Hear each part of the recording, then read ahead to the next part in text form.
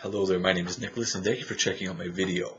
I want to talk about a topic that probably most white males don't really discuss. Now, I have dated interracially.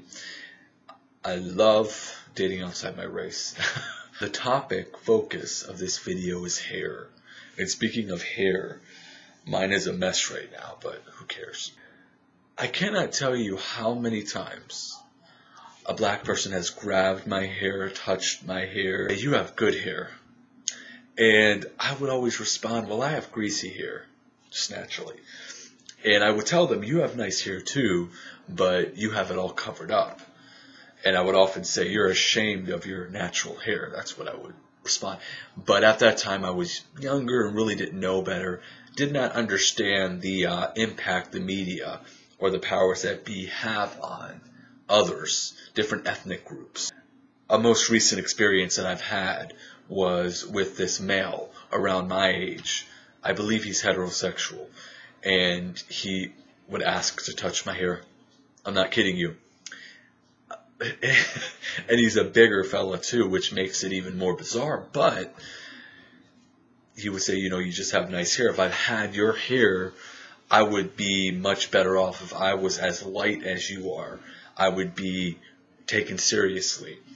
And it got me thinking about all different things relating not only to what we consider beauty is, but white privilege. White people dislike when I bring that up. They don't want to hear it because either they don't want to remember history. It's like history, as I would always say, is in stone.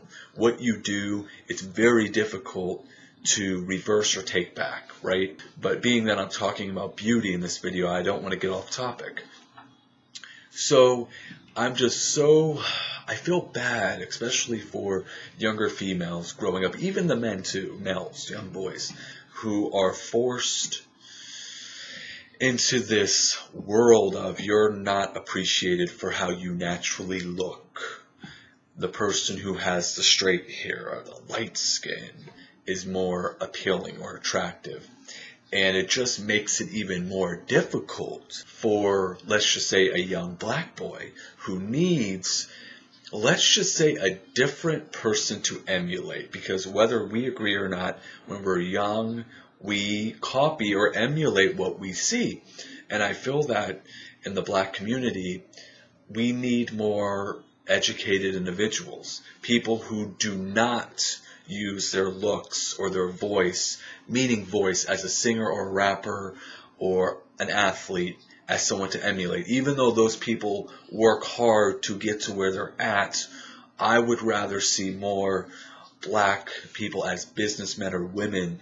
And I know there are out there, but I want to see more. I want to see more people of different ethnic in a working environment that requires education to get something accomplished.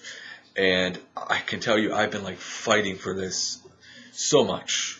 I can tell you at the university that I attend, if I see someone who is of a different ethnic group and he or she looks confused and doesn't know what to do, and if I can do something, I do it. Because I know if they're working hard now and they get it, maybe they'll progress and do the same for their own ethnic, or maybe help others who look like me. You never know. So it just gets to me that we are just so brainwashed to believe that maybe someone who looks like me is attractive, or someone who has blonde hair and blue eyes.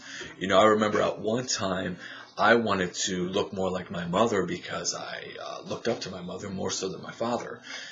And I have to say that at that time, blonde hair and blue eyes was emphasized. And then when I started growing up, I started to appreciate how I look. And actually, this is so weird because I'm a male talking about this, but men have that too. I feel like men, especially black men, are pressured to be always so strong and tough, and you're not allowed to show emotion, and being yourself is a crime in and of itself. So when you emulate something that is negative, well, you be negative too. And for me as a white male, it is easier. Let's just say if I wanted to emulate something, it would be easier for me to find different things to look up to. Even though we have awesome black men of history and black women like Sojourner Truth, Martin Luther King, those are the two names that just pop up in my head right now. But those are people of the past. And yes, they have made, it's like, what happened? Why don't we emphasize people like that? But someone who is more current that I could note on is Benjamin Carson, I believe his name is.